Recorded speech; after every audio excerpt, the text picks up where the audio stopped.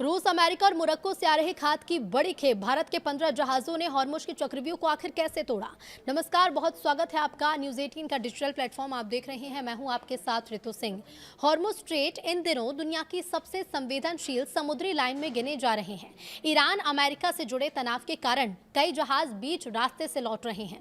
तेल, गैस और जरूरी सामान की सप्लाई को लेकर पूरी दुनिया चिंता में है।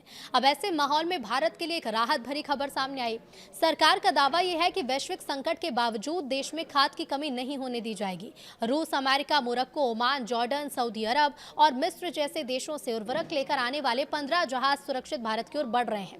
इससे खरीफ के सीजन में किसानों को यूरिया और डीएपी की उपलब्धता को लेकर राहत की उम्मीद है। अब ये केवल सप्लाई चेन बचाने की कहानी नहीं, बल्कि चुनौतीपूर्ण हालात में भारत की रणनीतिक तैयारी का भी एक बड़ा उदाहरण है। दुनिया के कई जहाज जहां हॉर्मुज के पास पहुंचकर वापस लौटने को मजबूर हुए, तो वहीं भारत ने पहले से तैयार कूटनीतिक और लॉजिस्टिक नेटवर्क के दम पर उर्वरक आपूर्ति को प्रभावित ही नहीं होने दिया।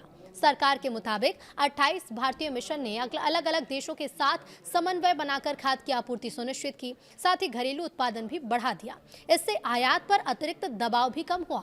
सरकार का ये कहना है कि राज्यों को उनकी मांग के मुताबिक उर्वरक उपलब्ध कराया जाएगा और किसानों को किसी भी तरह की परेशानी नहीं होगी। हॉर्मुज संकट के बीच भारत ने कैसे बचाई खाद की सप्लाई? तो देखिए, इस हॉर्मुज स्ट्रेट दुनिया के सबसे व्यस्त समुद्री मार्ग में से एक है। हाल ही के दिनों में सुरक्षा कारणों से कई अंतर्राष्ट्रीय जहाज इसी रास्ते से लौट गए, लेकिन भारत ने पहले से वैकल्पिक योजना तैयार की थी। विदेश मंत्रालय, उर्वरक मंत्रालय और विदेशों में स्थित भारतीय मिशन ने मिलकर विभिन्न देशों से उर्वरकों की समय पर आपूर्ति सुनिश्चित की।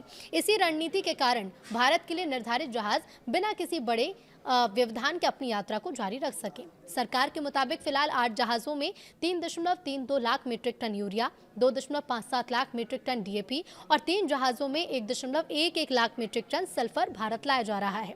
इसके अलावा 5 अन्य जहाज भी भारत के लिए निर्धारित हैं, जिसमें एक जहाज में लगभग 0.25 लाख मीट्रिक टन अमोनिया, दूसरे में 0.45 लाख मीट्रिक टन यूरिया लदा हुआ है। ये खेप खरीफ सीजन के दौरान उर्वरकों की मांग पूरी करने में महत्वपूर्ण भूमिका निभाएगी।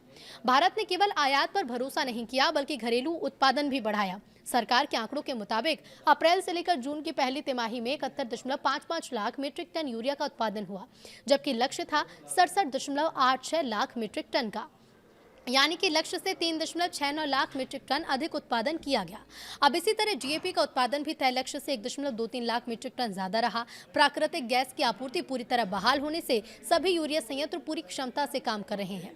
सरकार ने यूरिया की आपूर्ति के लिए ओमान, रूस, मिस्र और तुर्की जैसे देशों के साथ व्यवस्था बनाई है। डीएपी और एनपीके उर्वरकों के लिए रूस, मोरक्को, अमेरिका, जॉर्डन और सऊदी अरब जैसे प्रमुख सप्लायर देशों से लगातार खेप भारत भेजी जा रही है। इन देशों से आने वाली आपूर्ति ने ये तो सुनिश्चित कर दिया कि किसी एक क्षेत्र में तनाव होने पर भी पूरे सिस्टम पर असर न पड़े। सरकार के मुताबिक इस समय देश में कुल 163.35 लाख मीट्रिक टन उर्वरकों का भंडार उपलब्ध है। सालाना जरूरत का ये 51% से ज्यादा है। पर्याप्त स्टॉक, बढ़ा हुआ घरेलू उत्पादन और लगातार जारी आयात के कारण राज्यों को उनकी मांग के मुताबिक उर्वरक उपलब्ध कराए जाएंगे। अधिकारियों का ये कहना है कि खरीफ सीजन के दौरान किसानों को यूरिया या डीएपी की कमी का सामना नहीं करना पड़ेगा, भले ही अंतर्राष्ट्रीय समुद्री मार्गों पर तनाव बना रहे।